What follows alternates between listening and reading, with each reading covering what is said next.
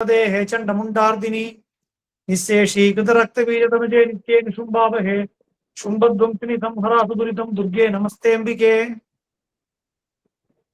ஏதாவது சொன்னேளா?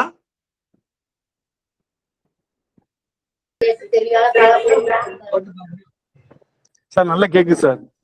ரயில்ல யாரோ ஏதோ சொன்ன மாதிரி இருந்து. இல்ல இல்ல கரெக்டா இருக்கு சார். அருண கிரண ஜாலை ரஞ்சித ஆஷாவகாஷா வித்ருத ஜபபட்டீகா புஸ்தகா வீதிஹஸ்தா இதர கரவராட்யா புல்ல கல்ஹார சம்ஸ்தா நிவசது ஹிருதி பாலா நித்ய கல்யாணசீலா ஸ்ரீ வித்யாம் சிவவாமபாக நிலையாம் ஹ்ரீங்கார மந்திரோஜ்வலாம் ஸ்ரீசக்கராங்கித பிந்து மத்திய வசதிம் ஸ்ரீமத் சபாநாயகீம் ஸ்ரீமத் ஷண்முக விக்னராஜ ஜனனீம் ஸ்ரீமத் ஜெகன்மோகினீம் மீனாட்சிம் பிரணதோஸ்மி சந்ததமஹம் காருண்யவாராநிதிம். சத்குருநாத் மகாராஜ் கி ஜெய். ஆதிபராசக்தி மாதா கி ஜெய். எல்லாம் வல்ல சத்குருநாதருடைய அளவில்லாத அனுகிரக விசேஷத்தினாலே நெல்லை சகஸ்ரநாம மண்டலியின் சார்பில் பற்பல வகுப்புகள் நடந்து கொண்டிருக்கு. அதில் இன்னைக்கு விசேஷமாக அம்பிகைக்கு உகந்த இந்த ஆடி மாசத்தில் அம்பாள் பரமாக இருக்கக்கூடிய 2 அபூர்வ ஸ்தோத்திரங்களாக இருக்கக்கூடிய தேவி மகாத்மியத்துக்கும் பாலா சகஸ்திரநாமத்துக்கும் வகுப்புகள் தொடங்க போறது அப்படிங்கிறத அறிந்து ரொம்ப ஒரு சந்தோஷம். இந்த ஒரு கிரந்தத்துக்கும் ஒரு விசேஷம் உண்டு. ஏதோ நம்ம பல ஸ்தோத்திரங்கள் எழுதியிருக்கோம், கவிதைகள் எழுதுறோம், அது மாதிரி இல்லை இந்த விசேஷமான ஸ்துதிகள். சகஸ்திரநாமம் அப்படின்னு சொன்னாலே அது அம்பிகையுடைய பிரபாவத்தை சொல்லக்கூடிய 1000 நாமாக்களுடைய தொகுப்பு அப்படின்னு நினைச்சிட்டு இருக்கோம். ஆனா இந்த நாமாக்களுக்கு உள்ள விசேஷம் அப்படிங்கிறது மூல மந்திரத்துக்கு இணையானது. பல நேரங்கள்ல மந்திரங்கள் வேணும், உபதேசம் வேணும், தீட்சை வேணும்னு சொன்னா அதற்கான நியமங்களும் உண்டு. அந்த நியமத்தோடு அதை கடைபிடிக்கும் போதுதான் முழுமையான பலன் நமக்கு கிடைக்கும். உதாரணமாக பார்த்து தேவி மகாத்மியத்தை பார்க்க போறோம். தேவி மகாத்மியத்துக்குமே தீட்சை வேணும். நவாட்சரிங்கிற மந்திர தீட்சையோட தேவி மகாத்மிய பாராயணம் பண்ணும்போது தான் அது பாராயணமா பூர்த்தியாருது. அதுல சகஸ்திரநாமத்துடைய விசேஷம் என்ன அப்படின்னு சொல்லி பார்த்தோம்னா, இது 1000 நாமங்கள் இருக்கு. இந்த 1000 நாமங்கள்ல ஒரே ஒரு நாமத்தை எடுத்துட்டா கூட அந்த ஏதோ நமக்கு எல்லாம் சகஸ்திரநாமம் படிக்கிறோம், பொருள் தெரியாமலே சொல்றோம். அப்படி பொருள் தெரிஞ்சு சொன்னாலும் தெரியாமல் சொன்னாலும் அதுல ஒரே ஒரு நாமா எடுத்து சொன்னா கூட அந்த ஒரு நாமா ஒரு மூலமந்திரத்துக்கு சமமாக இருக்கான். பல மகனியர்கள் இதை நிர்ணயம் பண்ணி நமக்கு கொடுத்துருக்காங்க. லலிதா சஹஸ்ரநாமம் பல பேர் நம்ம சொல்றோம். அதுல நம்முடைய எங்க சொல்லணும் அப்படின்னா, கிட்டத்தட்ட மகாராஷ்டிரா பகுதி, பாம்பே பகுதிகளில் கொஞ்சம் வருஷங்களுக்கு முன்னாடி ஹம்ச காயத்ரி ஆனந்தான்னு சொல்லி ஒரு மகான் ஒருத்தர் இருந்தார். அவருடைய சகோதரருக்கு பேரே சப்தசதி ஆனந்தான்னு பேரு. சப்தசதினா தேவி மகாத்மியம்னு அர்த்தம், துர்கா சப்தசதி. இருவரும் அண்ணாவும் தம்பி 2 பேரும் பிரம்மச்சாரிகள். 2 பேரும் தேவி உபாசனையில் உயர்ந்த ஒரு நிலையை அடைந்தவர்கள். அப்ப அவரிடத்துல ஒரு சிஷ்யர் ஒருத்தர் வர்றார். ஏதாவது ஒரு மந்திரம் உங்க வாயிலிருந்து எனக்கு கிடைக்கணும், உபதேசமாக கிடைக்கணும், அம்பாளை ஆராதிக்கணும் அப்படிங்கிறதுக்காக ஏதாவது ஒரு நாமா நீங்க எங்களுக்கு உபதேசம் பண்ணி கொடுப்போம் அப்படின்னு சொல்லி கேட்கிறார். இவரும் பல நாள் இன்னைக்கு போயிட்டு வா, அப்புறவான்னு சொல்லி அனுப்புறாரு. பல நாட்கள் அவர் நடக்க விட்டதுக்கு அப்புறமாக என்ன உபதேசம் பண்ணார் அப்படின்னா, லலிதா சஹஸ்ரநாமத்தில் இருக்கக்கூடிய முதல் நாமா ஸ்ரீமாதா, ஸ்ரீமாத்ரே நமஹா அப்படிங்கிற அர்ச்சனை, ஸ்ரீமாத்ரே நமஹா அப்படிங்கிறத ஜபம் பண்ணு அப்படின்னு அவர் சொல்றார். இது லலிதா சஹஸ்ரநாமத்தில் இருக்கிறது தானே அப்படின்னு. ஆமா, லலிதா சஹஸ்ரநாமத்தில் இருக்கு அப்படிங்கிறதுனால அது சாதாரணமா போயிடாது. இந்த ஒரு நாமாவும் ஒரு மூலமந்திரத்துக்கு இணையானது. அந்த மந்திரத்தை நீ ஜபம் பண்றதுக்கே உனக்கு உபதேசம் வேணும். அதை நீ வாங்கி ஜபம் பண்ணா, ஒரு குரு வாக்குல இருந்து கேட்டு நீ ஜபம் பண்ணினியானா உனக்கு அவ்வளவு ஸ்ரேயசும் தானே வரும். கல்ப கோடி காலம் நீ தபஸ் பண்ணி அடையக்கூடிய ஸ்ரேயஸை குரு வாக்கிலிருந்து வரக்கூடிய ஒரு நாமாவை பாராயணம் பண்றதுனால உனக்கு கிடைக்கும் அப்படின்னு சொல்லி அவர் சொன்னாருன்னு சொல்லி ஒரு சம்பவத்தை நம்ம பார்க்கிறோம். அப்படி இந்த சஹஸ்ரநாமம் அப்படிங்கிற ஒரு தொகுப்பு அப்படி வெறும் 1000 நாமாவுடைய தொகுப்புன்னு நம்ம நினைச்சுக்காமல் இது விசேஷமான பலனை கொடுக்கக்கூடிய ஒரு விஷயம் அப்படிங்கிறத நம்ம புரிஞ்சுக்கணும் அப்படிங்கிறதுக்காக சொன்னேன். இதுல இன்னைக்கு நம்ம விசேஷமா எடுத்துட்டு இருக்கிறது பல சஹஸ்ரநாமங்கள் இருக்கு தேவிக்கு. ஏன்னா அம்பிகை வழிபாடு அவ்வளவு சுலபத்துல யாருக்கும் கிடைச்சிடாது. அம்பாளை வழிபடணும் அப்படிங்கிற அந்த எண்ணம் மனசுக்குள்ள வரணும் அப்படின்னாலே நமக்கு புண்ணியம் இருந்தால் மட்டும்தான் அந்த வாய்ப்பு நமக்கு கிடைக்கும். ஏன்னா உலகத்தில் எல்லா தேவதைகளுக்கும் வேற வேற சொரூப பேதங்கள் உண்டு. மகாவிஷ்ணுவுக்கு 10 அவதாரங்கள் சொல்றோம், தசாவதாரம் சொல்லி சொல்றோம். ஸ்ரீமத் பாகவத் எடுத்து பார்த்தோம்னு சொல்லி சொன்னா 10 இல்ல அதுக்கும் மேல பற்பல அவதாரங்கள் இருக்கு. 24 அவதாரங்கள், அதுக்கும் மேல அவதாரங்கள்லாம் இருக்கு. பரமேஸ்வரனுக்கு எடுத்துனோம்னா மாகேஸ்வர மூர்த்தங்கள்னு சொல்லி 25 மூர்த்திகள், அஷ்டாஷ்ட மூர்த்தங்கள்னு சொல்லி 64 மூர்த்திகள் சொல்றோம். ஆனா அம்பிகை எடுத்து பார்த்தோம்னா, முருகனுக்கு பார்த்தோம்னா 16 வடிவங்கள். குமாரதந்திரம், சோடத சுப்பிரமணியம்னு 16 சுப்பிரமணிய சுவாமியோட வடிவங்களை சொல்றது. விநாயகப் பெருமாளுக்கு 32 வடிவங்கள் இருக்கு. எல்லா தேவதைக்கும் வேற பற்பல வடிவங்கள் இருக்கு. ஆனா அம்பாளுடைய வடிவத்தை எடுத்து பார்த்தோமானா எவ்வளவு வடிவங்கள் இருக்குங்கிற கணக்கே நமக்கு கிடையாது. கணக்கில்லாத வடிவங்கள் அம்பிகைக்கு உண்டு. பல நூற்றுக்கணக்கான, ஆயிரக்கணக்கான சொரூபங்கள் அம்பிகைக்கு உண்டு. அந்த சொரூபங்களில் பற்பல வழிபாட்டு முறைகள் அம்பாளுக்கு சொல்லப்பட்டிருக்கு. அப்படி சொல்லப்பட்டிருக்கக்கூடிய பற்பல வழிபாட்டு முறைகள்ல ஸ்ரீவித்யான்னு சொல்லக்கூடிய முறை விசேஷமாக இந்த கலியுகத்தில் உள்ள மக்களுக்காக அகஸ்திய மகரிஷியால வழிகாட்டப்பட்டிருக்கு.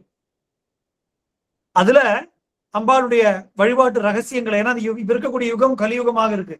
4 யுகங்கள்ல கிருதயுகம், திரேதாயுகம், துவாபர யுகம், கலியுகம்னு 4 யுகம் இருக்கு. அதுல 4வது யுகத்துல நம்ம இருக்கோம். நமக்கு பிடிச்சிருக்கோ பிடிக்கலையோ, 4வது யுகத்துல அதர்மத்துக்கு தான் காலமாக இருக்கு, தர்மத்துக்கு காலம் இல்லை.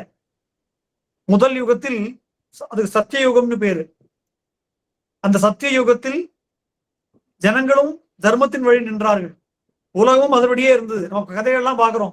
முனிவர்கள் தவம் செய்தார்கள், உடனே கடவுள் தோன்றி காட்சி கொடுத்தார், அம்பிகை அனுகிரகம் பண்ணா. முனிவர்களுக்கு ஒரு கட்டம் ஏற்பட்ட போது அம்பாளை பிரார்த்தனை பண்ண உடனே அம்பாள் வந்தான்னெல்லாம் நம்ம பார்க்கிறோம். இப்ப ஏன் நடக்கிறது இல்லைன்னா, இப்ப இருக்கிறது கலியுகம். முதல் யுகத்தில் அந்த தர்மம்ங்கிற அந்த பசுவுக்கு 4 கால்களோட நின்றுதான் அது. 2வது யுகம் ஏற்பட்டது. அப்போ கால்வாசி, ஒரு கால் அதர்மமும் 3 கால் தர்மமும் இருந்தது. 3வது யுகம் வந்தது, 2 கால் அதர்மம் 2 கால் தர்மத்தில் இருந்தது. 4வது யுகமான இந்த கலியுகத்தில் 3 பகுதி அதர்மமாகவும் 1 பகுதி தான் தர்மம் இருக்கு. அப்படிப்பட்ட காலத்தை தான் நம்ம இருக்கோம். அப்போ அகஸ்தியருக்கு இந்த கவலை ஏற்பட்டது. அம்பிகையை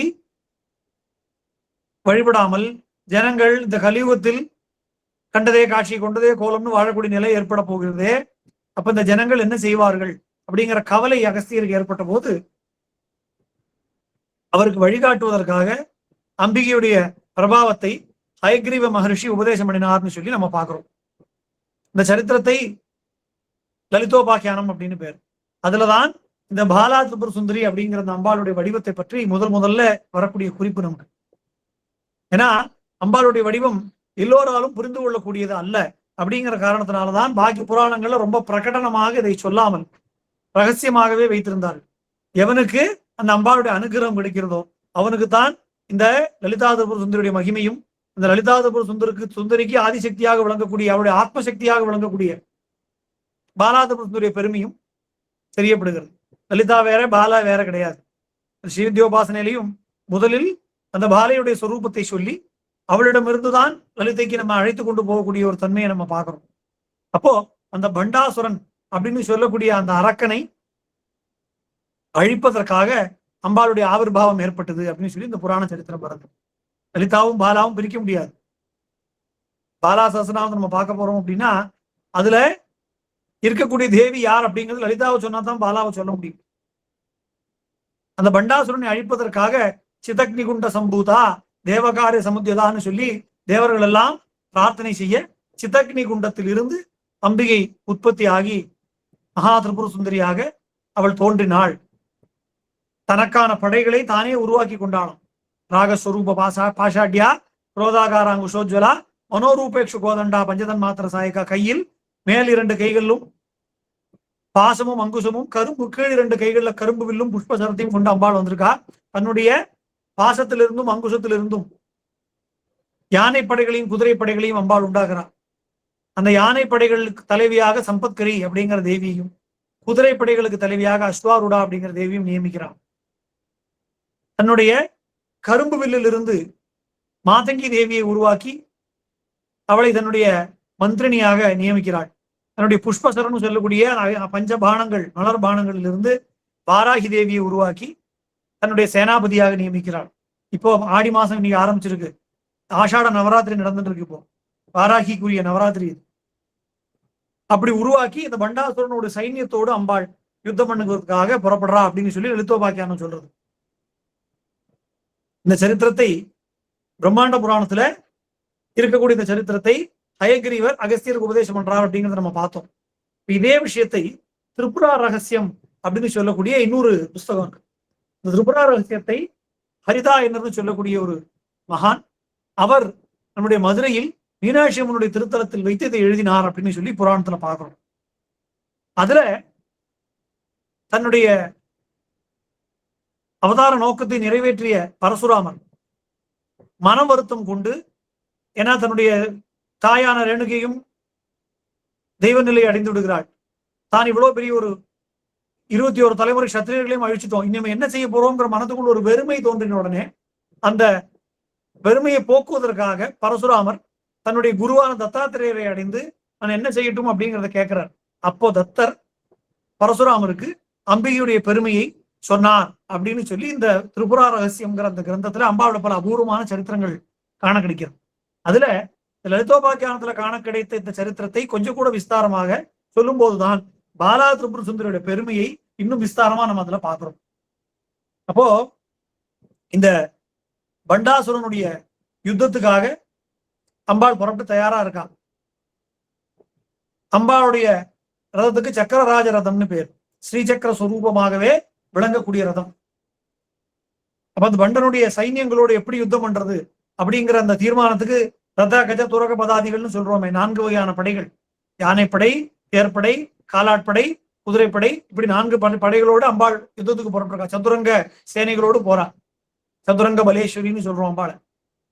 அப்படி யுத்தத்துக்கு புறப்படும் போது அஸ்வாரூடா விற்றிதாஸ்வ கோட்டி கோட்டி பிராவிரதா அஸ்வாரூடாங்கிற தேவியை கொண்டு பண்டாசுரனுடைய முதல் நாள் யுத்தத்துல அவனுடைய படைகளை ஒழிக்கிறா, குதிரை படைகளோட தாக்குறா. அவள் தான் குதிரைப்படைக்கு தலைவியா இருக்கா. சம்பத்கரி சமாரூட சிந்துர வஜசேவிதா, யானைப்படைகளுக்கு தலைவியாக சம்பத்கரி வந்து அவள் பங்குக்கு யானைப்படைகளை கொண்டு பாக்கியுள்ள யானைகளை தாக்கி பாக்கி படைகளையும் தாக்குறான். யுத்தம் வந்து எப்படி நடத்தணும் அப்படிங்கிறதுக்குள்ள ப்ரொசீஜரலா அம்பாள் பண்றாளாம். அப்படி பண்ணும்போது முதல் நாள் யுத்தம் நடக்கும் போது தன்னுடைய படைகள் எல்லாம் அஸ்வாருடாவினாலையும் சம்பத்கரியினாலையுமே அழிக்கப்பட்டு அப்படிங்கிறத கேள்விப்பட்ட உடனே இந்த பண்டாசுரன் தானே யுத்த காலத்துக்கு புறப்பட்டு வரான் அப்படின்னு சொல்லி திரிபுரா ரகசியம் சொல்றது. இது லலிதோபாக்கியானத்துல சொல்லல, திரிபுரா ரகசியத்துல இதை சொல்றது. தானே யுத்தத்துக்கு புறப்பட்டு வரான். அவன் பண்டாசுரன் அப்படின்னு பண்ட மகாசுரன் பேர் அவனுக்கு. இது வரைக்கும் வந்திருக்கக்கூடிய அரக்கர்களோட அத்தனை பேரோட சக்தியும் கொண்டவனாக விளங்கினான். உலகத்துல இது வரைக்கும் யாரெல்லாம் அரக்கர்கள் தோன்றி இருக்கிறார்களோ இனி தோன்ற போகிறார்களோ அத்தனை பேரோட சக்தியும் தன்னகத்தே கொண்டவனாக விளங்கினான் இந்த பண்டாசுரன். ஆனா இவனுக்கு ஒரு பூர்வ ஜென்ம சரித்திரம் இருக்கு. அவன் மகாலட்சுமியுடைய சேவகனாக விளங்கினவன் பூர்வ ஜென்மத்துல. ஆனா வேறொரு ரிஷி பத்னியை தவறான எண்ணத்தோடு பார்த்த காரணத்தினால, மனதளவில் கலங்கப்பட்ட காரணத்தினால, தெய்வ சாநித்தியத்தில் இருந்து உன்னுடைய மனம் தீய எண்ணம் கொண்ட காரணத்தினால இனிமே உனக்கு இங்க இடம் இல்லைன்னு சொல்லி மகாலட்சுமி அவனை அசுரனாக போகும்படி சாபம் கொடுக்குறான். அப்ப அம்பாள்கிட்ட சொல்றான், மகாலட்சுமி இடத்துல பிரார்த்தனை பண்றாமா, உன்னுடைய சேவகன் நான், ஏதோ மனசு சஞ்சலப்பட்டுறதுங்கிறதுக்காக இப்படி ஒரு சாபம் கொடுத்துட்டியே, எனக்கு நல்ல கத்தி கிடைக்காதா அப்படின்னு கேட்கும்போது, கவலைப்படாத, நீ என்னை பண்ணின பூஜை வீணா போகாது, உனக்கு கதி கொடுப்பதற்கு அந்த அம்பிகையே வருவாள் அப்படின்னு சொல்லி அவள் சொன்னாள் அப்படின்னு சொல்லி அந்த பூர்வ சரித்திரம் சொல்றது. இந்த பிறவியில் அரக்கனாக இருக்கக்கூடிய பண்டாசுரன் தேவர்கள் எல்லாம் பயந்து போய் அம்பாள்கிட்ட பிரார்த்தனை பண்றா. அம்பாள் யுத்தத்துக்கு வந்திருக்கா, அவனுடைய முதல் நாள் யுத்தத்துல அவனுடைய சைன்யங்கள் எல்லாம் அழிக்கப்பட்டு அப்படிங்கிறத தெரிஞ்ச உடனேயே பண்டாசுரன் தானே யுத்த காலத்துக்கு புறப்பட்டு வரான். அப்போ என்ன ஆறுதான், பண்டாசுரனே வந்துட்டான் அப்படின்னு சொன்ன உடனே லலிதா மகா திரிபுர சுந்தரி ஆனவள் யானைப்படை கொண்டு மோதினோம், குதிரைப்படை கொண்டு மோதினோம், பாக்கி சைன்யங்கள் எல்லாம் என்னுடைய மந்திரியும் சேனாபதியும் மோதினார்கள். ஆனால் பண்டாசுரனை எப்ப நேரம் வந்துட்டான் உடனே நானே யுத்தத்துக்கு போறேன்னு சொல்லி அம்பாள் கிளம்புறாளாம். அப்போ பாலா திரிபுர சுந்தரி வந்து சொல்றாளாம், லலிதோபாக்கியானம் சொல்றது, 3 கண்கள் அம்பாளுக்கு, சரண்யே திரம்பகே கௌரின்னு சொல்றோமே, 3 திரிபுர சுந்தரிக்கு 3 கண்கள். இந்த 3 கண்கள் உள்ள அம்பாளுக்கு 4வது கண் போன்றவளாம் இந்த பாலா திரிபுர சுந்தரி. அவள் எப்படி வந்தா, எங்கிருந்து வந்தா, அவளுடைய உற்பத்தி என்ன, இதெல்லாம் எங்கேயுமே சொல்லல. அவள் பரபிரம்ம வஸ்துவாக இருக்கிற காரணத்தினால அவருக்கு தோற்றம் எல்லாம் கிடையாது. அவளேதான் லலிதா மகா திரிபுர சுந்தரியே தான் பாலையாக வந்தாள் அப்படிங்கிறத நம்ம புரிஞ்சுக்கணும். அம்பிகையே லீலா நிமித்தமாக தானே தன்னிலிருந்து ஒரு தோற்றத்தை உருவாக்கி கொண்டாள். லீலைக்காக லலிதா மகாத்புர சுந்தரி கையில் வில்லும் பஞ்சபானங்களையும் கரும்பு வில்லையும் வச்சுட்டு இருக்கா, பாசாங்குஷத்தை கையில வச்சுட்டு இருக்கா. ஞானஸ்வரூபிணியான பாலா அவதாரம் பண்ணும்போது என்ன பண்ணிட்டாலாம், கையில என்ன அதே போல 4 கைகள், ஆனா கையில என்ன வச்சுட்டு இருக்கா, ஒரு கையில புஷ்ப ஜபமாலை, ஒரு கையில புஸ்தகம், கீழ் 2 கைகளும் அபயவரதங்களை காட்டக்கூடிய சொரூபம். இந்த வடிவத்தில் பாலையுடைய ஆவிர்வாவம் ஏற்பட்டது. அவள் சொல்றா, அம்மா இந்த யுத்தத்துக்கு நான் தான் போக போறேன் அப்படின்னு சொல்லி பதிலுக்கு எதிர்பார்க்கல. பாலைக்கு ஒரு ரதம் உண்டு, அதுக்கு கர்ணி ரதம்னு பேரு. ஸ்ரீசக்கரம் எப்படி இருக்குமோ அதோடைய ஒரு மினியேச்சர் ஃபார்ம்ல இருந்துதான் அம்பாவுடைய சக்கரராஜ ரதம் போலவே இருக்கக்கூடிய ரதம். ஆனா முதல் நாள் யுத்தத்துல பாலை என்ன பண்றாளாம், சக்கரராஜ ரதத்திலேயே ஏறி, தானே ஸ்ரீசக்கர ரதத்திலே ஏறி பண்டாசுரனோடு நேருக்கு நேர் யுத்தம் பண்றதுக்காக வந்துட்டாளாம். அதுவரை அரக்க குணத்தோடு நான் எல்லாரையும் அழிக்க போறேன், கொல்ல போறேன், துவம்சம் பண்ண போறேன், யார் இந்த லலிதை தேவர்களுக்காக வந்தாலோ அவளை நான் கொல்லுவேன் அப்படிங்கிற எண்ணத்தோடு, தீய எண்ணத்தோடு, எப்படியாவது இந்த யுத்தத்துல ஜெயிச்சுடணும், தேவர்களை அழிச்சுடணும், லலிதாவையும் ஜெயிச்சுடணுங்கிற எண்ணத்தோடு வந்தவனுக்கு பாலையை கண்ணால பார்த்த மாத்திரத்திலேயே, பாலாதிபுர சுந்தரியை வெறுமன யுத்தமே பண்ணல, கண்ணால தரிசனம் பண்ண மாத்திரத்திலேயே அவனுக்கு தன்னுடைய பூர்வஜன்ம ஞாபகம் ஏற்பட்டு போயிட்டான்.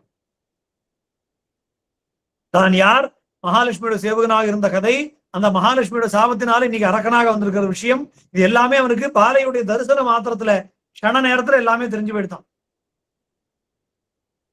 இப்ப யுத்த காலத்துல நேருக்கு நேரம் நிக்கிறா, அந்த பக்கம் பால நிக்கிறா, பாலாதிபுர சுந்தரி நிக்கிறா, இந்த பக்கம் பண்டாசுரன் நிக்கிறான். அவன் என்ன பண்றானா, 5 பானங்களை எடுத்து அம்பிகை மேல விடுறான். வெளியில இருந்து பார்ப்பவர்களுக்கு யுத்தத்துக்கு வந்துட்டான், யுத்தம் பண்ணினவன் அம்பாள் மேல பானம் போடுறான் அப்படிங்கிற தோற்றம் தான் இருந்துதான். ஆனா உண்மையில என்ன நடந்துதான், அந்த பஞ்ச பானங்களும் அம்பிகைக்கு பஞ்சோபசார பூஜைகளை பண்ணித்தான். 2 பானங்கள் திருவடியில் நீர் கொண்டு கழுவி, இன்னொரு பானம் அம்பிகைக்கு சந்தன குங்கும பொட்டுகளை வைத்து, இன்னொரு பானம் தூபதீபாதி உபசாரங்களை செய்து, இன்னொரு பானம் புஷ்பவிருஷ்டி செய்து அம்பாளை ஆராதனை பண்ணித்தான். அம்பாளும் பதிலுக்கு பஞ்ச பானம் போடுறா. பார்ப்பவர்களுக்கு இதே போல யுத்தம் பண்ணுவது போலதான் வாய்க்குள்ளவர்களுக்கு தெரியுது. பண்டாசுரன் வந்திருக்கான், இந்த குழந்தையான பாலாதிபுர சுந்தரி அவனோட போய் யுத்தம் பண்றாளே அப்படின்னு எல்லாருக்கும் தெரியுறதா. ஆனா அம்பாள் விட்ட பஞ்ச பானங்களும் என்ன பண்றதான், நேரா போய் அவன் தலையை தொட்டுதான், அவனுடைய கிரீடம் பறந்து விழுந்தது. ஆனா உண்மையில அம்பாள் என்ன பண்ணிருக்காளாம், தன்னுடைய 5 விரல்கள் கொண்டு 5 கையாலையும் அந்த பண்டாசுரனை தொட்டு ஆசீர்வாதம் பண்ணியிருக்காளாம். இந்த பஞ்ச பானங்கள் மூலமாக அம்பாளுடைய அனுகிரகம் அவனுக்கு கிடைச்ச தாமசத்திலேயே அவனுக்கு மனசுக்குள்ள ஒரு எண்ணம் வந்துருத்தான், அம்மா நான் தயாராயிட்டேன், சாட்சாத் பரபிரம்ம சுரூபிணியான உன்னுடைய தரிசனம் எனக்கு கிடைச்சிருது, என்னுடைய ஜென்மா சாபல்யம் ஆயிடுது, இனிமேல் நான் வாழ வேண்டிய அவசியம் இல்லை, எனக்கு உன்னுடைய கைகளாலேயே எனக்கு மோட்சம் கிடைச்சிருதுன்னா அதை விட எனக்கு பெரிய பிராப்தம் வேற எதுவும் இல்லை அப்படின்னு சொல்லி அம்பாள் இடத்துல மானசீகமா பிரார்த்தனை பண்றான். பாலாதிபுர சுந்தரி இடத்துல அம்பாள் சொல்றாலும், கவலைப்படாத, உனக்கான சாயுஜ்ய முக்தி உனக்கு கொடுப்பேன், அதற்காகத்தான் நானே முதல் நாள் வந்து உனக்கு தரிசனம் கொடுத்துட்டேன், எங்க அம்மா உனக்கு அனுகிரகம் பண்ணுவான்னு சொல்லி அந்த பாலையின் மூலமாகத்தான் ஸ்ரீவித்தியை அடைய முடியும் அப்படிங்கிறதுக்கு அம்பாள் அங்க ஒரு சூச்சகமா ஒரு நாடகத்தை நடத்தி காட்டுறா. அவள் சொல்றா, என் அம்மா மூலமா உனக்கு கதி கிடைக்கும், கவலைப்படாதே அப்படின்னா. அப்போ பாலையோட தரிசனத்தினால அந்த பண்டாசுரனுக்கு மனசுக்குள்ள இன்னொரு எண்ணம் ஏற்பட்டுதான், நமக்கு மட்டும் மோட்சம் கிடைச்சா போராது, நம்மை சேர்ந்தவர்கள், நம்முடைய குலத்தவர்கள், நம்முடைய இனத்தவர்கள், நம்முடைய பந்துக்கள், நம்முடைய மனைவி, நம்முடைய குழந்தைகள், நம்முடைய மொத்த நகரம், அத்தனை பேருக்கும் மோட்சம் கிடைச்சோம், நான் மட்டும் சுயநலத்தோடு மோட்சத்தை அடைஞ்சிட்டா போராது, அத்தனை பேருக்கும் மோட்ச சாம்ராஜ்யத்தை அனுகிரகம் பண்ணணும்னு சொல்லி பாலனிடத்துல பிரார்த்தனை பண்றான். என் தாயின் மூலமாக இது நடக்கும் அப்படின்னு சொல்லி அம்பாள் சொல்லிவிட்டு அவனுக்கு ஆசீர்வாதம் பண்ணிட்டு கிளம்பி போயிடறான். பார்த்தவர்கள், பண்டாசுரன் யுத்தம் பண்ணா, பதிலஸ்திரம் போட்டு அம்பாள் அவனை அடிச்சு விட்டா, அதனால பயந்து பண்டாசுரன் ஓடி போயிட்டான் அப்படின்னு நினைச்சுட்டு இருக்கான். ஆனா பண்டன் ஒருத்தரையா நான் அனுப்பி வைப்பேன், அத்தனை பேருக்கும் அம்பிகை மோட்சம் கொடுத்துருவா, அத்தனை பேருக்கும் மோட்சம் கிடைச்சதுக்கு அப்புறமாகத்தான் நான் தயாராவேங்கிற தீர்மானத்தோடு யுத்தத்துக்கு வந்தான் அப்படிங்கறதான் இதில் உள்ள ரகசியம். அதனால்தான் கடைசியில காமேஸ்வராஸ்திர நிர்தக்த சபண்டாசுர சூன்யகா, கடைசியில அம்பாள் காமேஸ்வர அஸ்திரத்தினால பண்டாசுரனையும் அவனுடைய சூன்யக பட்டணத்தையும் மொத்தமாக தன்னிடத்தில் லயப்படுத்தி கொண்டாள் அப்படிங்கிறத நம்ம பாக்குறோம். அப்ப அதற்கு கேத்துவாக விளங்கினது பாலாதிபுர சுந்தரியுடைய அனுகிரக விசேஷம். அந்த பண்டனுடைய புத்திரர்களுக்கு பாலையே யுத்தம் பண்றாளாம். பண்டபுத்திர வதோத்யுக்த பாலா விக்ரமநந்திதா. பண்டாசுரனுக்கு 30 புத்திரர்கள். அந்த 30 புத்திரர்களும் யுத்தம் பண்ண வரா. பாலா என்ன பண்றாளாம், 30 பேரோடும் யுத்தம் பண்ணணும் அப்படிங்கிறதுக்காக 30 வடிவங்களை எடுத்துக்கொண்டு ஒருத்தருடையும் தனித்தனியா யுத்தம் பண்றான். காத்தாலிருந்து சாயந்தரம் வரைக்கும் யுத்தம். இது புராண சரித்திரத்தில் பார்க்கக்கூடிய விஷயம். இதுல உள்ள தத்துவத்தை நம்ம யோசிச்சு பார்த்தோம்னா, நமக்கு பஞ்ச இந்திரியங்கள் நம்முடைய செயல்பாடுகளை நிர்ணயிக்கக்கூடிய, நம்ம செயல்படக்கூடிய விஷயங்கள், நம்ம மனதை இயக்கக்கூடிய, நம்ம ஏதோ புலன்கள்லாம் நமக்கு கட்டுப்பட்டிருக்குன்னு நினைக்கிறோம். நம்ம தான் புலன்களுக்கு கட்டுப்பட்டிருக்கோம். ஒரு தலைவலி வந்துட்டா கூட வேற எந்த காரியத்தையும் பார்க்க முடியல. தலைவலி தான் நம்மளை நடத்துறது. அதுக்கப்புறம் உட்காந்து பூஜை பண்ணலாம்னு உட்காந்துருப்போம், சஸ்திரநாமம் சொல்லலாம்னு உட்காந்துருப்போம். நல்ல கிச்சன்ல யாராவது காஃபி போட்டா கமகமான்னு காஃபி மனம் வந்துருத்துனா மனம் சஸ்திரநாமம் சொல்லிட்டு காஃபிக்கு நினைக்க ஆரம்பிச்சுடுறது. புலன்களுக்கு நம்ம வசப்பட்டிருக்கோம். அந்த புலன்கள் வாயிலாக செய்யக்கூடிய செயல்கள், இது ரெண்டையும் ஆறு செயல்கள், 5 புலன்கள் ரெண்டையும் மல்டிப்ளை பண்ணா 30. இந்த 30 தான் நம்முடைய செயல்பாடுகள் தான் பண்டாசுரனுடைய 30 புதல்வர்கள்.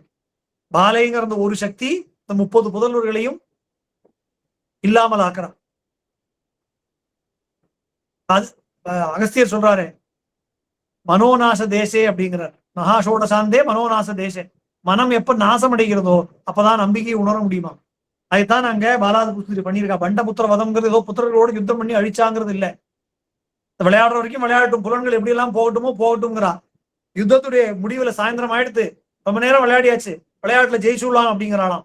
ஒரே ஒரு பானத்தை எடுக்கிறா. எடுக்கும்போது 1 இருக்கு, தொடுக்கும் போது 5 இருக்கு, விடுக்கும் போது 30 இருக்கு. 30 பேரையும் க்ஷணகாலத்துல அழிச்சு விட்டு, அப்படி மனத்தை நாசப்படுத்தி அந்த அம்பிகையின் இடத்தில் நம்மை கொண்டு சேர்க்கக்கூடிய தன்மையோடு விளங்கக்கூடியவளாக அந்த பாலா திரிபுர சுந்தரி இருக்கா. அவளுடைய விசேஷமான சஹஸ்ரநாமம் தான் இன்னைக்கு இந்த வகுப்புல இன்னைக்குதான் முதல் வகுப்பு ஆரம்பிக்க போறதுன்னு நினைக்கிறேன். பாலா திரிபுர சுந்தரியுடைய இந்த சஹஸ்ரநாமம் நிறைய சஹஸ்ரநாம பாடபேதங்கள் உண்டு. அநேகமாக தட்சிணாமூர்த்தி புரோக்தமாக விளங்கக்கூடிய சஹஸ்ரநாமம் தான் இன்னைக்கு பாடத்துக்கு எடுத்துட்டு இருப்பான்னு நான் நினைக்கிறேன். ஆனா அது ருத்ர யாமனத்துல இருக்கிறது சிவா பார்வதி சம்வாதமா இருக்கிறது. ரிஷி யாரு? ருத்ரன் தான் ரிஷி. பார்வதி ருத்ர சம்வாதம் அவளோட சம்வாதத்துல இருக்கு. பரமேஸ்வரன் தான் ரிஷியா இருந்திருக்காரு. பரமேஸ்வரன் தான் ரிஷி. அதான் பரமேஸ்வரன் சிவ பார்வதிக்கு உபதேசம் பண்ணக்கூடிய தன்மையில விளங்கக்கூடியது. அம்பிகையுடைய தன்மையை சிவன் சொல்லாமல் நம்மளால புரிஞ்சுக்க முடியாது. அந்த பரமேஸ்வரன் தானே சுயமேவ. ஏன்னா பாலையுடைய மந்திரத்துக்கும் தட்சிணாமூர்த்தி தான் ரிஷியா இருக்காரு. தட்சிணாமூர்த்தி தியானத்தில் இருப்பார், பார்த்திருப்போம். தட்சிணாமூர்த்தி தியானத்தில் இருந்து அம்பிகையை ஆராதித்துக் கொண்டிருந்தார் அப்படிங்கிறது தான் பற்பல தந்திரங்கள்ல நமக்கு விளங்கக்கூடிய ஒரு விஷயம். அந்த அம்பிகை அவருக்கு பண்ணின அனுகிரகத்தினால பின்னாடி அவரே சொல்றார், தத்தாத்திரேயராக அவதரிக்கும் போது அவர் சொல்றார், முன்னாளில் நான் தட்சிணாமூர்த்தியாக அம்பிகையை ஆராதித்துக் கொண்டிருந்தேன் அப்படின்னே அவர் சொல்றார். அப்படி அந்த தட்சிணாமூர்த்தி ரிஷியாக வெளிப்படுத்திய அந்த சஹஸ்ரநாமத்தை பரமேஸ்வரன் பார்வதிக்கு முதலில் உபதேசம் செய்தார். ருத்ரயாமல தந்திரத்துல இருக்கு. அதில் உள்ள சஹஸ்ரநாமம் அம்பிகையுடைய சொரூபமே அதான் சொல்றது. அருண கிரண ஜாலை அஞ்சிதா சாவகாசா விதிருத ஜபபட்டீகா புஸ்தகாபீதி ஹஸ்தா இதர கரவராட்யா புல்ல கல்ஹார சம்ஸ்தா நிவசத்து ஹிருதிபாலா நித்திய கல்யாணசீலா. இதான் தியான ஸ்லோகம். அருண கிரண ஜாலை, எப்படி உதிக்கின்ற செங்குதுன்னு சொல்றாங்க அபிராமி அதில அந்த உதயகால சூரியன் போல விளங்கக்கூடிய ஒளியோடு எல்லாருடைய மனதிலும் நிறைந்திருக்கக்கூடியவளாக கையில எப்படி வச்சுட்டு இருக்கா, விதிருத ஜபபட்டீகா புஸ்தகாபீதி ஹஸ்தா. ஒரு கையில் ஜபமாலை, ஒரு கையில் புஸ்தகம், ஞானத்தின் குறியீடாக அம்பாள் இருக்கா. இதர கரவராட்யாம் புல்ல கல்ஹார சம்ஸ்தா. இன்னொரு பாக்கி 2 கைகள் அபயமும் வரதமும் காட்டக்கூடிய கோலத்தில் புல்ல கல்ஹார சம்ஸ்தா, மலர்ந்திருக்கக்கூடிய கல்ஹார புஷ்பத்தில் அமர்ந்திருக்காளாம் அம்பாள். அவள் எங்க இருக்கா? எங்கேயோ ஸ்ரீபுரத்துல அம்பாளுடைய லோகத்துல மணித்வீபத்தில் இருக்கான்னா அங்கேயும் இருப்பாள். நிவசத்து ஹிருதி பாலா, நம்முடைய ஹிருதயத்துக்குள்ளும் இருப்பாள். அவள் யார்? நித்திய கல்யாணசீலா. பக்தர்களுக்கு என்னென்றைக்கும் கல்யாணம்னா சர்வ மங்களங்கள்னு அர்த்தம். மங்களங்களை அனுகிரகம் பண்ணக்கூடியவளாக விளங்கக்கூடியவள். அந்த பாலையுடைய சஹஸ்ரநாமத்தை தான் நம்ம பாராயணம் பண்றது படிக்க போறோம். இனிமே இந்த வகுப்புல தொடங்கி நடத்த போறோம். அதனால இந்த இப்பேற்பட்ட ஒரு மகத்தான ஒரு வகுப்பு துவங்க இருக்கிறது. அதற்கு வந்து இதுல கலந்து கொள்ளக்கூடிய வாய்ப்பு அடியனுக்கு தகுந்த ஆடி மாசம் முதல் நாள். இன்னைக்கு தட்சிணாயன புண்ணியகாலம், ஆடி வெள்ளி இதெல்லாமே சேர்ந்து இருக்கக்கூடிய ஒரு காலத்துல அம்பிகையை ஸ்மரணம் பண்ணக்கூடிய ஒரு வாய்ப்பு நமக்கு கிடைச்சது. சுருக்கமாக அந்த பாலையுடைய வைபவத்தையும் நம்ம பார்த்தோம்.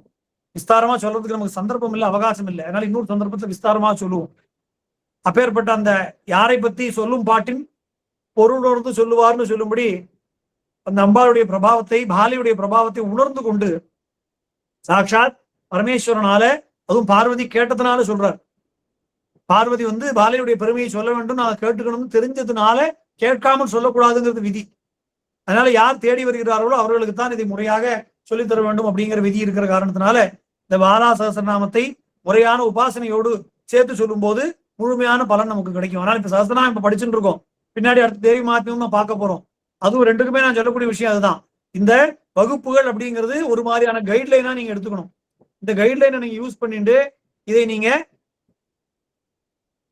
படிச்சுக்கணும். அதை பிற்பாடு இதை பிடித்து கொண்டு அடுத்த லெவலுக்கு நம்ம போய் முறையான வழிபாடுகளை செய்யும் போது முழுமையான பலன் நமக்கு கிடைக்கும். அப்படி இந்த பாலா பரமேஸ்வரியுடைய, பாலா திரிபுர சுந்தரியுடைய பெருமையை நம்ம பார்த்து இந்த வகுப்பை ஆரம்பிக்கிறது ரொம்ப சந்தோஷம் அடைகிறோம். அடுத்தபடியா 10வது பேட்ச் தேவி மகாத்மியம் சொல்லி சொன்னான்.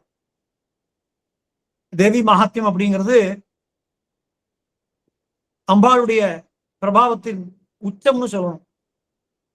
தேவி வழிபாட்டில் தசமகாவித்யை விசேஷமாக சொல்லப்பட்டிருக்கு. அதுல ஸ்ரீவித்யை விசேஷமாக சொல்லப்பட்டிருக்கு.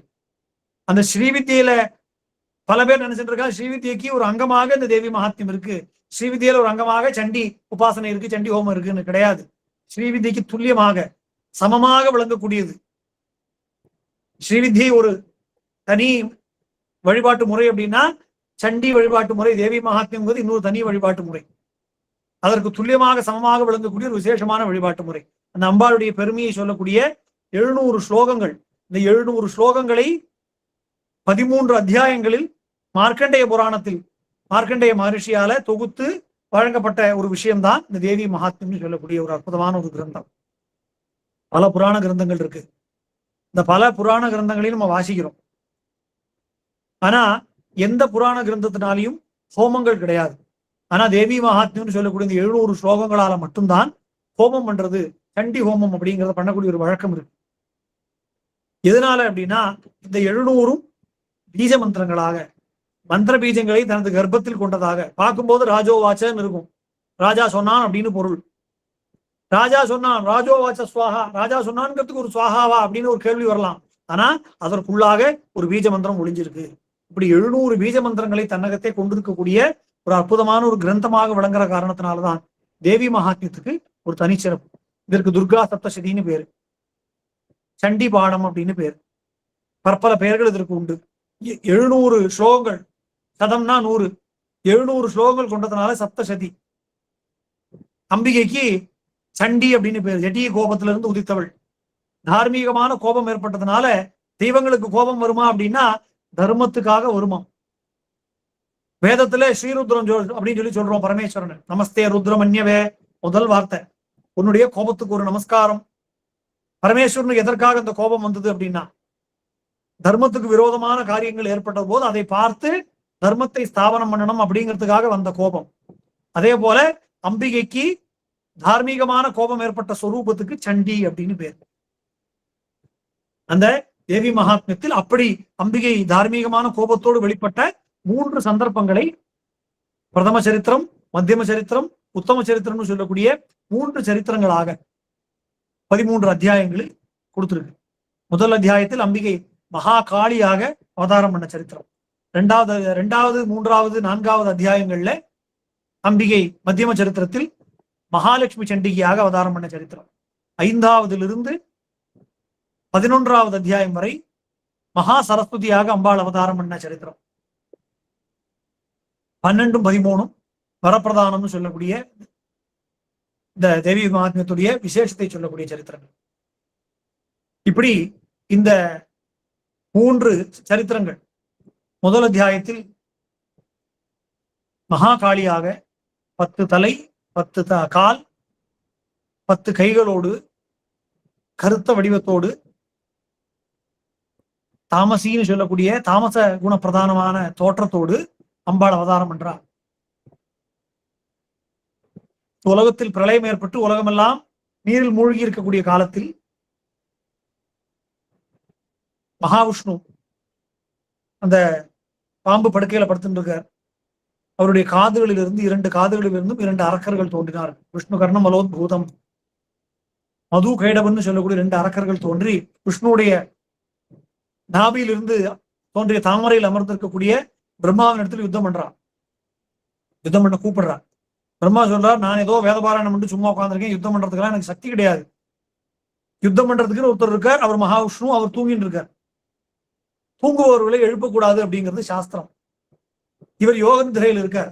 அதனால இந்த யோக நிதிரையில் இருக்கக்கூடிய மகாவிஷ்ணுவை எப்படி எழுப்புவது அப்படிங்கிற கேள்வி அவருக்கு மனசுக்குள்ள வருது. நம்மளா போய் எழுப்ப முடியாது.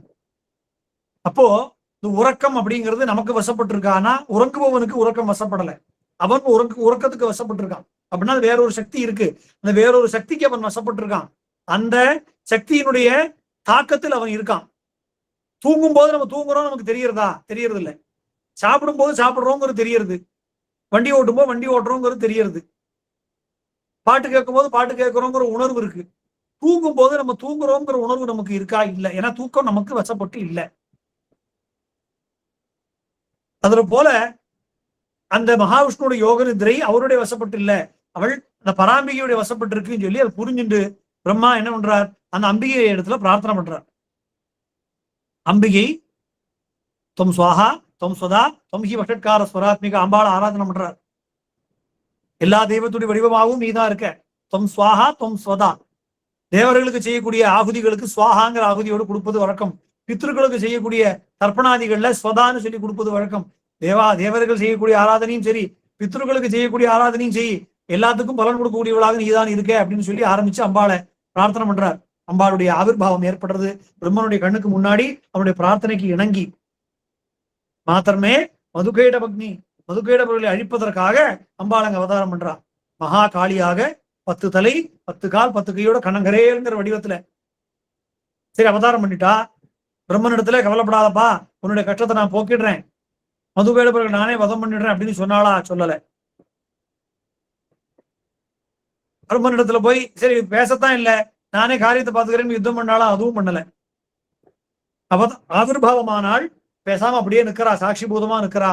அம்பாளுடைய சாநித்திய விசேஷமே என்ன பண்றது அப்படின்னா, அந்த மதுகைடவர்களுக்கு யுத்தம் பண்ணணுங்கிற எண்ணத்தை மகாவிஷ்ணுடைய மனதுக்குள் தோற்றுவித்து உறக்கத்தில் இருந்த அவர் அந்த நித்ரா சக்தி அவரை விட்டு நீங்கி அவர் எழுந்திருந்து யுத்தம் பண்ண ஆரம்பிச்சுடுறார்.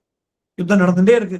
5 வருஷ சகசிராணி பாகு பிரகரணோ விபுகுன்னு சொல்லும்படி 5000 வருடங்கள் யுத்தம் நடக்கிறது. 5000 வருஷம் நடந்தும் யுத்தம் முடியல. மறுபடியும் பிரம்மா மனசுக்குள்ளேயே பிரார்த்தனை பண்றார். மறுபடியும் அம்பாள் ஒண்ணுமே பேசல, வாயை திறந்து பேசல, கையை கூட தூக்கி காட்டல. அவள் அப்படியே நின்றுட்டு இருக்கா. பிரார்த்தனை மனசுக்குள்ள இருக்கு. மனசுக்குள்ள இருந்தே அம்பாள் பதில் சொல்லிடுறா. அந்த காரியம் நடக்க வேண்டிய காரியம் நடந்துருத்து. அரக்கர்களுக்கு மனசுக்குள்ள ஒரு அகங்காரம் தோணி போயிடுத்து. யாருக்கு? மதுவுக்கும் கேடவர்களுக்கும். நம்ம சண்டை பண்ணிட்டே இருக்கோம். அந்த மகாவிஷ்ணு டயர்ட் ஆயிடுறார். ஏன்னா இவன் வந்து என்ன பண்றான்னா, ஒருத்தன் சண்டை பிடிக்கிறான், ஒருத்தன் ரெஸ்ட் எடுக்கிறான். அப்புறம் சண்டை பிடிச்சவன் போய் ரெஸ்ட் எடுக்கும்போது இன்னொருத்தன் வந்து சண்டை பிடிக்கிறான். அவருக்கு ரெஸ்ட் கிடையாது. அவர் ரொம்ப ஓஞ்சு போய் உட்காந்துட்டார்.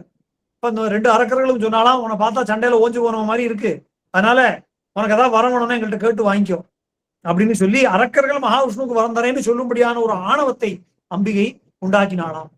அப்படி உண்டாக்கின உடனே மகாவிஷ்ணு இதுதான் சந்தர்ப்பம்னு சொல்லி, உங்கள் 2 பேரையும் என் கையாலேயே அழிக்கணும், அதுதான் நான் கேட்கிற வரம் அப்படின்னு விட்டார். கொடுத்த வாக்கை மீற முடியாதுங்கிறதுனால அவர்களும் மகாவிஷ்ணுவோட கையினால் அழிந்தார்கள். அம்பிகை என்ன பண்றா? வெறுமன சாட்சிபூதமாக இருந்து நடக்க வேண்டிய காரியங்களுக்கு தானே ஒரு சாட்சியாக இருக்கா. பல நேரங்கள் அம்பாளை போய் பிரார்த்தனை பண்றோம். அம்பாளுடைய பிரார்த்தனைக்கு பதில் சொல்றாளா இல்லையா நமக்கு தெரிய மாட்டேங்கிறது. அவள் பதில் சொல்லிட்டே தான் இருக்கா, நமக்கு புரியல, அவ்வளவுதான். அதனால அவள் நேரம் வந்து அவளுடைய பிரசன்ஸ் இருந்தாலே போரும், அவளுடைய சாநித்தியம் இருந்தாலே நடக்க வேண்டிய காரியங்கள் தானாகவே சௌக்கியமாக நடந்தேறி சுபமாகவே முடியும் அப்படிங்கிறதுக்கு சாட்சியாக இந்த முதல் சரித்திரம். 2வது சரித்திரம் மகிஷாசுரனுடைய சரித்திரம். மகிஷாசுரன் அப்படிங்கிற அரக்கனால மக்களுக்கு துன்பம் ஏற்பட்ட போது தேவர்கள் எல்லாம் போய் பிரம்மா இடத்துல சொல்ல, பிரம்மா விஷ்ணு இடத்துல சொல்ல, விஷ்ணு சிவன் இடத்துல சொல்ல, தேவர்கள் அத்தனை பேருடைய கோபமும் அங்கே வெளிப்பட்டது. அந்த கோபம் சக்தி அதீவ தேஜசக்கூடம் ஜலந்தமிவ பர்வதம்னு சொல்லும்படி அந்த கோபத்துடைய சக்தி எல்லாம் ஒன்று கூடி ஒரு ஜுவாலாமயமான ஒரு பர்வதமாக மாறித்தான். ஒரு மலை போல ஒரு ஜுவாலைகள் கூடித்தான் அத்தனை பேருடைய கோபமும். அந்த மலை போன்ற அந்த தேஜஸ் 18 கைகளோடு கூடிய மகாலட்சுமி சண்டிகையாக வெளியில வந்தது. தேவர்கள் எல்லாம் தங்களுடைய ஆயுதங்களிலிருந்து ஒரு ஆயுதத்தை எடுத்து அம்பிகைக்கு கொடுக்கிறார். சூலம் சூலாஜி நிஷ்கிருஷிய ததோதசே விநாயகத்திற்கு பரமேஸ்வரன் தன்னுடைய சூலத்திலிருந்து ஒரு சூலத்தை கொடுக்கிறார். மகாவிஷ்ணுடைய சக்கரத்திலிருந்து ஒரு சக்கரத்தை கொடுக்கிறார். அத்தனை பேரும் ஒரு ஆயுதங்களை கொடுக்கிறார்கள். இந்த சரித்திரத்துல பல பேரும் தப்பா புரிஞ்சுப்பா. என்ன புரிஞ்சுப்பா அப்படின்னா, அத்தனை பேர்களுடைய உள்ள இருக்கக்கூடிய சக்தியும் ஒன்று சேர்ந்து இந்த மகாலட்சுமி சண்டிகாங்கிற சக்தி தோன்றித்து அவர்கள் தங்களுடைய ஆயுதத்தை கொடுத்தார்கள். அப்படி இல்ல. அத்தனை பேருக்குள்ளேயும் ஆத்மசக்தியாக அந்தர்யாமியாக அம்பாள் தான் இருக்கா. அந்த தேவை ஏற்பட்ட போது அவர்களுடைய சக்தி அங்க அம்பாளுடைய சக்தி அங்க வெளிப்பட்டு காமிக்கிறது. நம்முடைய சக்தி நமக்கே தெரியறது இல்ல. நம்மளுக்குள்ளதான் இருக்கு ஆத்மசக்தி. அது சந்தர்ப்பம் ஏற்படும் போதுதான் வெளிப்படும். அப்படிங்கிற காரணத்தினால அந்த தேவை ஏற்பட்ட போது அம்பாளுடைய சக்தி அங்கிருந்து வெளிப்பட்டது. எங்கள் இருக்கக்கூடிய ஆயுதம் உன்னுடையது, அதனால அது உங்கள்கிட்ட தான் இருக்கணும்னு சொல்லி சமர்ப்பணம் பண்ணுகிறார்கள். இவர்கள் ஆயுதத்தை கொடுக்கல, சமர்ப்பணம் பண்ணுகிறார்கள். அம்பாள் அந்த 18 ஆயுதத்தையும் எடுத்துட்டு மகிஷாசுரனோட யுத்தம் பண்ணி முதல்ல அத்தியாயம் 2ல மகிஷாசுர சைன்ய வதம். ஏன்னா மகிஷாசுரன் அப்படிங்கிற சக்தி அகங்காரத்துடைய குறியீடு. நான்கிற அந்த அகங்காரம், நான்கிற அகங்காரத்துக்கு துணை செய்யக்கூடியது என்னது? நம்முடைய பல வகையான தீய எண்ணங்கள், அஷ்டராகங்கள், இதெல்லாம். அதை முதல்ல ஒழிக்கிறான் அம்பாள். அதெல்லாம் ஒழிச்சுட்டு தான் இந்த அகங்காரத்தை ஒழிக்கணும். அப்படிங்கிறதுனால பண்டாசுர சைன்யவதம் 3வது அத்தியாயம் மகிஷாசுர சைன்யவதம் 3வது அத்தியாயம் மகிஷாசுரவதம். மகிஷாசுரனும் வேற வேற வேற வேற ரூபங்கள்ல வரான். நம்முடைய ஈகோ அவ்வளவு சுலபத்துல விட்டு கொடுத்துறாது. வேற வேற வடிவத்துல மறுபடியும் வெளியில வருமே. அது போல யானையா வரான், சிம்மவா வரான், வீரனா வரான். எதுவுமே ஒர்க் அவுட் ஆகலன்னு உடனே தன்னுடைய சுயரூபமான மகிஷத்துடைய வடிவத்திலேயே வரான். அம்பாள் என்ன பண்றாளாம்? அந்த மகிஷாசுரனுக்கும் அனுகிரகம் பண்றா. எப்படி அனுகிரகம் பண்றா? தன்னுடைய 2 திருவடிகளையும் எடுத்து மகிஷாசுரனுடைய தலை மேல வச்சுட்டு அவன் சிரச்சேதம் பண்றான். அம்பாளுடைய திருவடி அவனுடைய தலை மேல வச்சதுனால திருவடி தீட்சை கிடைச்சிருத்து. அதனால மகிஷாசுரனுக்கு சாயுஜ்யம் கிடைச்சிருத்து. இன்னைக்கும் நம்ம பார்த்தோம் அப்படின்னா அம்பாளை பூஜை பண்ணும்போது மகிஷாசுரனுக்கும் பூஜை உண்டு. விசேஷமான மந்திர தீட்சை வாங்கிட்டு உபாசனை பண்ணும்போது இருக்கிறது மட்டும் சொல்லல. சாமான்யமாகவே நீங்க கோவிலவே பாருங்க, துர்கையோட சன்னதியில பார்த்தோம்னா மகிஷாசுரனுடைய சிரசு மேலதான் அம்பாள் நின்று இருக்கா. அம்பாளுக்கு திருவடியில போடுற புஷ்பங்கள்லாம் முதல்ல யாருக்கு அந்த பிரசாதம் போய் சேர்றது? மகிஷாசுரனுக்கு தான் போய் சேர்றது. அதுக்கப்புறம் தான் நமக்கு வந்து சேரும். அப்படி மகிஷாசுரனுக்கு சாகித்யத்தை கொடுத்து அனுகிரகம் பண்றான். அம்பாள் தேவர்கள் எல்லாம் ஸ்துதி பண்ணுவது 4வது அத்தியாயம். 5வது அத்தியாயத்தில் மறுபடியும் சும்ப நிசும்பன்னு சொல்லக்கூடிய அரக்கர்களால் துன்பம் ஏற்பட்டது. அந்த துன்பத்தை நீக்குவதற்காக தேவர்கள் எல்லாம் மறுபடியும் அம்பாள்கிட்ட பிரார்த்தனை பண்ண அம்பாள் மகா சரஸ்வதி அப்படிங்கிற பேர்ல அவதாரம் பண்ணி பற்பல லீலைகளை நடத்தி அந்த சும்ப நிசும்பர்களை அழித்தாள். ரத்த பீஜன் வரான், சண்டமுண்டன் வரான். இப்படி பற்பல விசித்திர அரக்கர்கள் சும்ப நிசும்பர்களுக்காக யுத்தம் பண்ண வருகிறார்கள். சும்பனும் நிசும்பரும் காமமும் மோகமும். இந்த காமத்துக்கும் மோகத்துக்கும் துணை செய்வது பற்பல துஷ்ட சக்திகள், தீய எண்ணங்கள். அதுகள்லாம் தான் வேற வேற வடிவத்துல வருது. ஞானஸ்வரூபமான அம்பிகை அந்த ஒரு அரக்க சக்திகளையும் வேற வேற தேவதைகளை கொண்டு சும்ப நிசும்பர்களையும் துணையாக வந்த சும்பர்களுக்கு துணையாக வந்த சண்டமுண்டர்களையும் ரத்த பீஜனையும் அம்பிகை தன்னுடைய புரிவ நெருப்பில் காளியை தோற்றுவித்து அவள் மூலமா அழிக்கிறார். வேற பற்பல சைன்யங்கள் வருது. அவர்களை ஒரு புருஷ தேவதைகளுக்குள்ளேயும் இருக்கக்கூடிய ஸ்திரீ சக்தியாக பிரம்மனிடத்திலிருந்து பிராமி, விஷ்ணுவனிடத்திலிருந்து வைஷ்ணவி, மகேஸ்வரனிடத்திலிருந்து மாகேஸ்வரி, குமாரசுவாமின்னு சொல்லக்கூடிய முருகப்பெருமானிடத்திலிருந்து கௌமாரி, நரசிம்மனுடைய சக்தியாக நாரசிங்கி, இப்படி ஒரு ஸ்திரீ சக்தியும் உருவாக்கி அவர்கள் மூலமாக சும்ப நிசும்பர்களுடைய சைன்யத்தை அழித்து இறுதியாக காமம் மோகம்னு சொல்லக்கூடிய அந்த மோகமான நிசும்பனை அழித்து காமமாக விளங்கக்கூடிய சும்பனையும் அழித்து அம்பாள் பூர்த்தி பண்றான்னு சொல்லி இந்த 3வது சரித்திரம் முடிகிறது. இதுல முதல் அத்தியாய தேவதைக்கு மகா காளின்னு பேரு, 2வது அத்தியாய தேவதைக்கு மகாலட்சுமின்னு பேரு, 3வது அத்தியாய தேவதைக்கு மகா சரஸ்வதினு பேரு. இந்த மகாலட்சுமி மகா சரஸ்வதினு சொன்னா பிரம்மபத்னியான சரஸ்வதியோ விஷ்ணு பத்னியான லட்சுமியோ கிடையாது. அதற்கெல்லாம் அப்பாற்பட்ட சக்திகள் இவர்கள். இன்னும் சொல்ல போனா பின்னாடி ரகசியம்னு ஒன்று வரும். இந்த ரகசியத்துல என்ன சொல்றா அப்படின்னா, இந்த சக்திகள் இடத்துல இருந்துதான் பிரம்மா விஷ்ணு மகேஸ்வரர்களும் துர்காலட்சுமி சரஸ்வதியும் தோன்றினார்கள்ங்கிற சரித்திரம் வரும். அப்படி இந்த 3 அவதாரங்கள் அம்பாள் விசேஷமாக எடுத்து அதோட நிறுத்தல.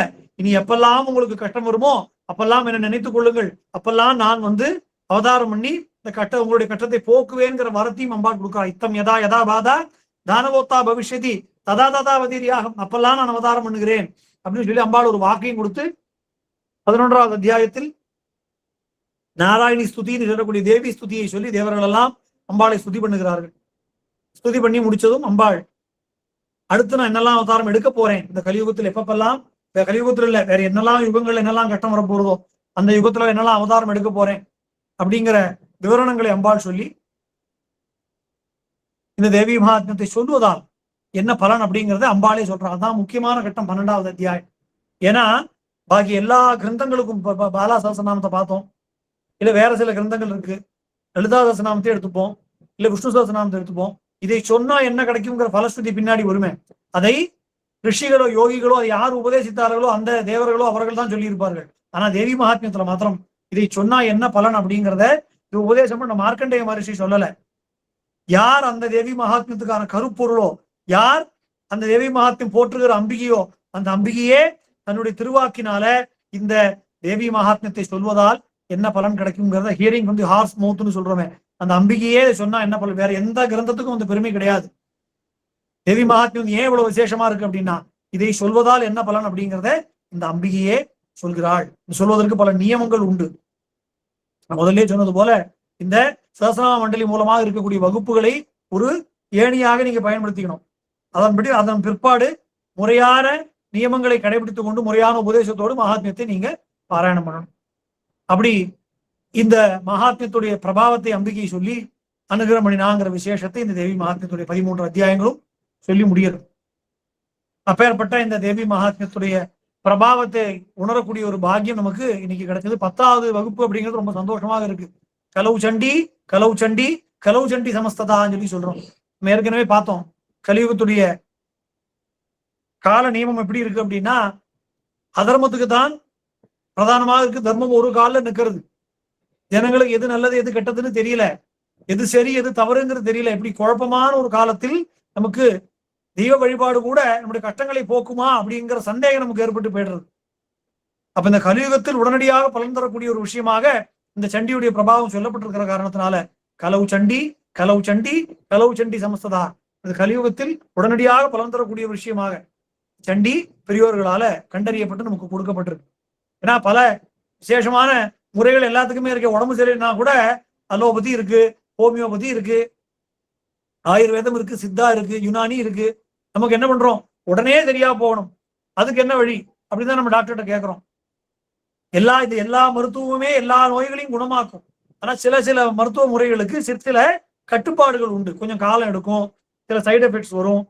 நமக்கு உடனே சரியாகிறதுக்கு என்ன வழின்னு நம்ம கேட்கிறோம். அதுபோல இந்த கலியுகத்தில் நமக்கு ஏற்பட்டிருக்கக்கூடிய பிரச்சனைகளுக்கு உடனடியாக தீர்வு தரக்கூடிய விஷயமாக இந்த சண்டின்னு சொல்லக்கூடிய தேவி மகாத்மியம் சொல்லப்பட்டிருக்கு. அதனால அப்பேற்பட்ட தேவி மகாத்மியத்துடைய பெருமையும் இன்னைக்கு நம்ம கிடைத்திருக்கக்கூடிய இந்த ஒரு அவகாசத்தில் பார்த்தோம். இந்த வகுப்பு நமக்கு இது மாதிரியான விஷயங்களை அறிமுகப்படுத்துறது அப்படிங்கிறது ரொம்ப ஒரு சந்தோஷம் தரக்கூடிய விஷயமாக இருக்கு. இதை பாராயணம் பண்றதுக்கு சில நியமங்கள் இருக்கு. சரிதார்த்தம் தூர்ண ஜபேத் அப்படிங்கிறது சொல்லியிருக்கு. அதாவது சரித்திரத்தை பாதியில் நிறுத்தக்கூடாது, தொடங்கினா பூர்ணமாக சொல்லணும் அப்படிங்கிற ஒரு நியமங்கள் உண்டு. ஜபங்கள் இவ்வளவு பண்ணணும் அப்படிங்கிற நியமங்கள் உண்டு. சில வழக்கங்கள்ல கேரள பகுதிகளில் தேவி மகாத்மியத்தையே இன்னென்ன அத்தியாயங்கள் இன்னென்ன நாளைக்கு படிக்கலாம்ங்கிற ஒரு முறையில் 7 நாட்களாக பிரித்து சொல்லக்கூடிய வழக்கங்கள் இருக்கு. முழுமையாக சொல்ல முடியாத காலகட்டத்தில் இந்த 4 ஸ்துதிகளை மாத்திரம், முதல் அத்தியாயத்தில் பிரம்மா பரதேவதை நோக்கி செய்த ஸ்துதி, 4வது அத்தியாயத்தில் மகிஷாசுர வதத்துக்கு பிற்பாடு தேவர்கள் எல்லாம் அம்பிகையை போற்றி செய்த ஸ்துதி, 5வது அத்தியாயத்தில் சும்ப வதத்தை வேண்டி தேவர்கள் எல்லாம் அம்பிகையை நோக்கி செய்த ஸ்துதி, 11வது அத்தியாயத்தில் தேவர்களும் முனிவர்களுமாக சேர்ந்து அம்பிகையை சும்ப வதத்தை முடித்த பிற்பாடு செய்த நாராயணி ஸ்துதி. இந்த 4 மட்டுமாவது சொல்லணும் அப்படிங்கிற ஒரு வழக்கத்தை வச்சுருக்கோம். அப்படி இந்த கலியுகத்தில் கற்பவருஷமாக காமதேனுவாக அனுகிரகம் பண்ணக்கூடிய அந்த பரதேவதையான சண்டிகை நம்ம எல்லோருக்கும் எல்லா அபீஷ்டங்களையும் நிறைவேற்றி கொடுத்து நோயற்ற வாழ்வையும் குறைவற்ற செல்வத்தையும் அந்த பாலாதபுர சுந்தரியும் சண்டிகா மகாலட்சுமியும் அனுகிரகம் பண்ணட்டும்னு சொல்லி இந்த வகுப்புகளை துவங்கி வைப்பதில் எனக்கும் பரம சந்தோஷம். குருநாதருடைய அனுகிரகம் உங்க எல்லாருக்கும் பரிபூர்ணமாக நிறைந்திருக்கட்டும் அப்படின்னு சொல்லி அம்பாவுடைய சன்னிதானத்தை தான் பேசிட்டு இருக்கேன். நீதான் ஆடி வெள்ளின்னு சொல்லி பூஜை எல்லாம் முடிச்சு அம்பாடு சன்னிதானத்திலிருந்து குருநாதரிடத்திலும் அம்பிகையினிடத்திலும் பிரார்த்தனை பண்ணி இந்த நெல்லை சரசநாம மண்டலியுடைய இந்த வகுப்புகள் இன்னும் மென்மேலும் வளர்ந்து பல சத்சங்கங்களை பல பேருக்கும் கொண்டு போய் சேர்க்கணும் அப்படிங்கிறத நான் வாழ்த்தி மகிழ்கிறேன். ஸ்ரீங்கார பிரணவாத்மிகாம் பிரணமதாம் ஸ்ரீ வித்ய வித்யாமயீம் ஐம் க்ளீம் சௌம் ருச்சி மந்திரமூர்த்தி நிவகாராம் அசேஷாத்மிகாம் பிரம்மானந்த ரசானுபூத மகிதாம் பிரம்ம பிரியம் வாதினீம் காமாட்சியும் கலையாமி கல்பலதிகாம் காஞ்சி புரி தேவதாம் ஆதிபராசக்தி மாதா கி ஜெய்.